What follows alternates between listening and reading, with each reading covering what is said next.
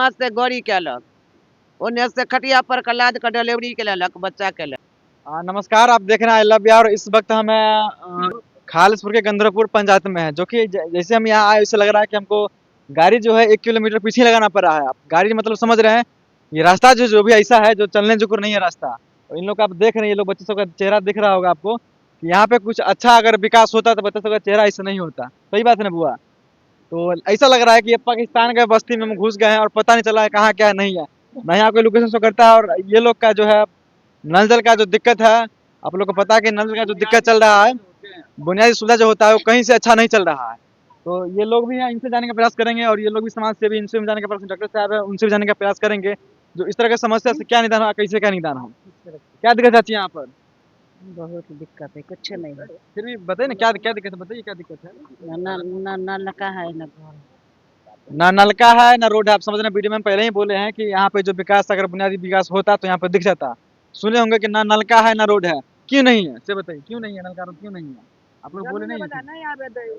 किसका जमीन है यहाँ पर? इसका इधर धोबी का जमीन है, ग्वार का जमीन है, धोबी का है, भुइयार का आप जमीन नहीं आप लोग मुखिया सरपंच से ये बात नहीं रखे थे? रखे हैं। मुखिया सरपंच बोले क्या हम अपना जमीन देंगे आपको पानी आने के लिए।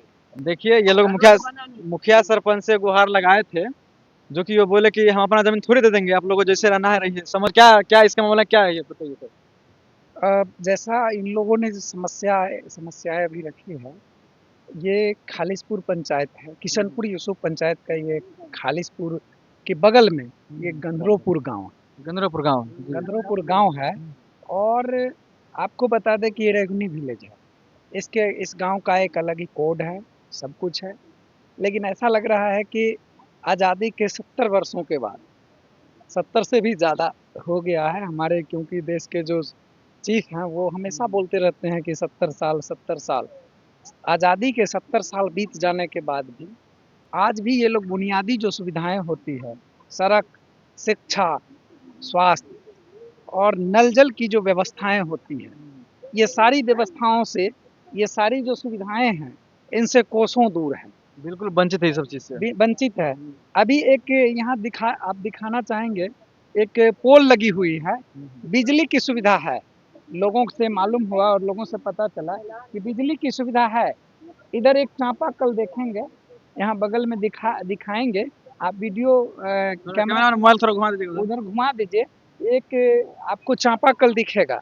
इतनी लगभग 20 से 25 घर और पूरा लगभग 100 के करीब में आबादी वाला यह मोहल्ला एक चापाकल के सहारे अपना जीवन यापन कर रहे हैं।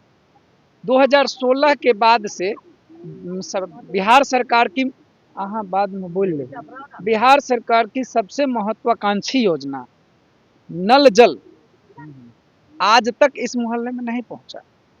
अब समस्याएं दादी जी रख रही थी कि यहाँ जमीन होके नहीं आने दे रहा है, लेकिन बिहार के यहाँ के पदाधिकारियों को ऐसी कभी फुर्सत नहीं मिली कि यहाँ आकर के इस समस्या को निदान करें।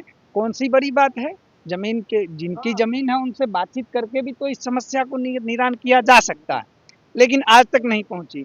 हम अभी उधर जाएंगे कि 1.5 किलोमीटर, लगभग 1.5-2 किलोमीटर से हम लोग चल कर आए हैं।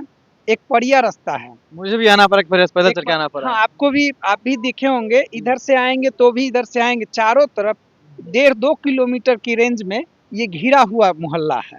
हमको आश्चर्य इस बात का लगता है कि यदि किसी को तबीयत बिगड़ जाती होगी या किसी को अगर डिलीवरी पेशेंट अगर होगा तो उसके लिए एम्बुलेंस आने का रास्ता यहाँ नहीं होगा। हमको लगता है कि खाट पर ले जाया जाता होगा, खाट पर लाद करके ले जाया जाता। तो आज़ादी के 70 साल बीत जाने के बाद भी अगर पेशेंट को खाट पर ले जाया जाएगा गांव के मुख्य, जबकि बिहार सरकार की सबसे और देश स्तर के जो हमारे पीएम साहब हैं वो बोलते रहते हैं कि गांव के मुख्य सड़क से टोले मोहल्ले को, बसावटी इलाकों को सड़क को जोड़ना है, इसकी योजना चलती है। तो फिर ये योजना कहाँ है, कागज पर या कहाँ है? जमीन पर तो दिख नहीं रहा है, तो कागज पर ही समझेंगे। अब हमसे तो आप पूछ लिए, और हम जितने भी पदाधिकारी आपके चैनल के माध्यम से, आपके जितने भी लोग हैं, जितने भी आपके व्यूअर्स हैं, उनके माध्यम से हम पदाधिकारी तक इस बात को पहुंचाना चाहते हैं कि यहाँ कम से कम सड़क और पानी की व्यवस्था अविलंब होनी चाहिए। अब आप इन दादी से पूछिए कि जब कोई पेशेंट अहाँ आगे यौ कनी, जब कोई पेशेंट अगर घर में अगर होतै, कोई मरीज होतै, तब अहाँ के की समस्या से गुजरे के होतै, ई बात की पूछिए। होतै 2 आदमी 3 आदमी मिल के महिला के ल जाए पकड़ के हॉस्पिटल लग वहाँ रोड पर, तब वहाँ से गाड़ी केलक, ओन्ने से खटिया पर के लाद के डिलीवरी के लेलक, बच्चा के लेलक। और की होई? शादी विवाह जब होता होगा और वैसा ही उसमें होई जो दरवाजे पर जो बारात उरात आने की बात होगी, तब क्या होता होगा, उस समय क्या होता होगा? ओने हुए बारात उतरल, हुए से अपन गाड़ी भाड़ी झगड़ा झाटी करता है। खेत वाला आबी नहीं दे, दूर जाए तो आप गाड़ी समझ सकते हैं कितना बड़ा दिक्कत है, शादी हो या दुखी हो, ये लोग बीमार पड़ते हैं तो 1 किलो 1.5 किलोमीटर जो है डिलीवरी के लिए इन लोग को धरा के ले जाना पड़ता है रोड पर, और रोड पर से फिर वहाँ गाड़ी से इस तरह का। तो बता सकते हैं जो हम आज़ादी का जो जश्न मनाते हैं क्यों मनाते हैं, फिर ये लोग इतना दिक्कत में बताए डिलीवरी के कारण बच्चे का भी रास्ते में कोई दिक्कत हो जाए तो बहुत सारा परेशानी झेलना पड़ रहा है। और भी लोग हम और लोग से पुलिस से भी जानने का प्रयास करते हैं कि आप लोग तो बाहर रहते हैं, आप लोगों को तो पता चलता होगा क्या दिक्कत है चाचा यहाँ। दिक्कत खालिशपुर किशनपुर पंचायत के बीच एक गंधरपुर छोटा सा महल है। आराम से बोले, कोई दिक्कत, आराम से बोले, कोई दिक्कत नहीं छोटा सा महल है, है। इसमें बहुत जो है दिक्कत है। कोई मुखिया, कोई सरपंच, कोई वार्ड, कोई आज तक इधर घूम करके देखने वाला नहीं। जो अभी आता है उधरे किशनपुर खालिशपुर की पंचायत के बीच में वो रह जाता है। हम लोग जो जाते हैं बोलते हैं तो कहते तू लोग आगे दरखास्त दो, आगे व्यवस्था सोचो। हम किसके पास जाए, किससे व्यवस्था मांगे?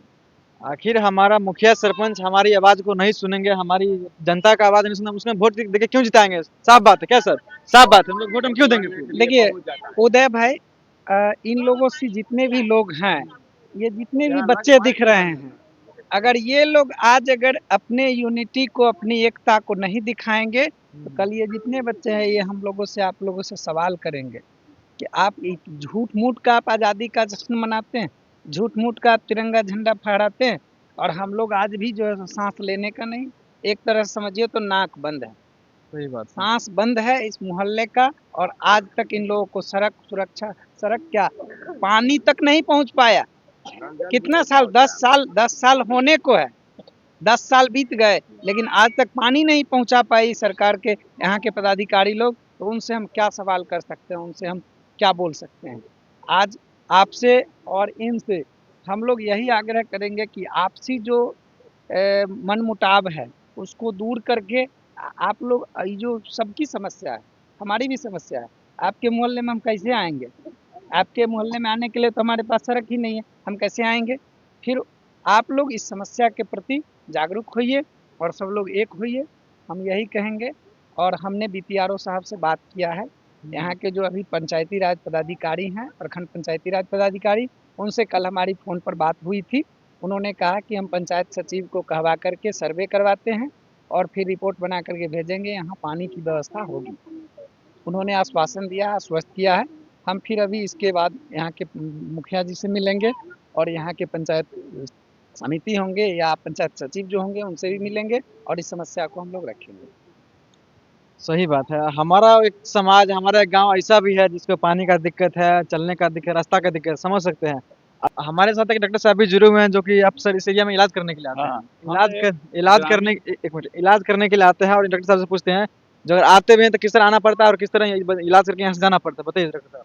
यहाँ पर आने के लिए हम लोग को बहुत बड़ी कठिनाई का सामना करना पड़ता है। यहाँ जो है से 3 किलोमीटर जो है से पैदल चल के आना पड़ता है, मैंने साइकिल से उतर करके।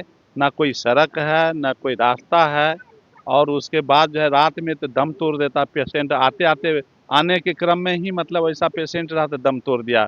ब्लीडिंग का केस हो, डिलीवरी का केस हो, कोलेरा का केस हो, या निमोनिया या ब्रोंकाइटिस का केस हो, या दम्मा का केस हो, ये लोग तो मतलब हम लोग को जब बुलाने के लिए जाते हैं तो हम लोग रास्ते में होते हैं, तो यहाँ पहुँचते तो सुनते मर जाता है। ऐसी मुसीबत का सामना करना पड़ता है। उसके बाद जब हमने जो है यहाँ पर जो है हिमांशु कुमार प्रभात जब जो है यहाँ आया, मतलब जो है से पशु जनगणना करने के लिए पशुपालन विभाग से, तो उन्होंने यहाँ पर देखा कि भाई यहाँ के लोग को पास जो है गंधरपुर टोला का जो है जीरो है पशुपालन।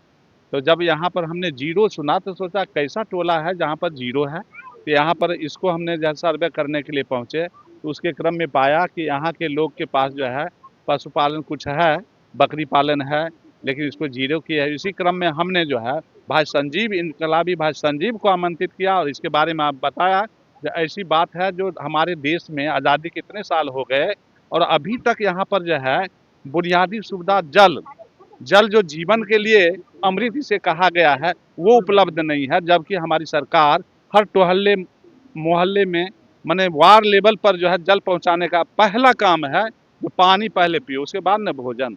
और इन लोगों को जो है हमने देखा, मैंने इन लोगों के आंसू को देखा भाई, इन लोगों की समस्या को देखा, रोड का समस्या, पानी का समस्या और इन लोगों के स्वास्थ्य की समस्या। इससे हम मजबूर होकर के इसके बारे में सरकार के सामने इस बात को रखना चाहते हैं कि सरकार इस पे थोड़ा सा एक नज़र ध्यान दे और इस समस्या का मैंने हल कोई भारी बात नहीं है।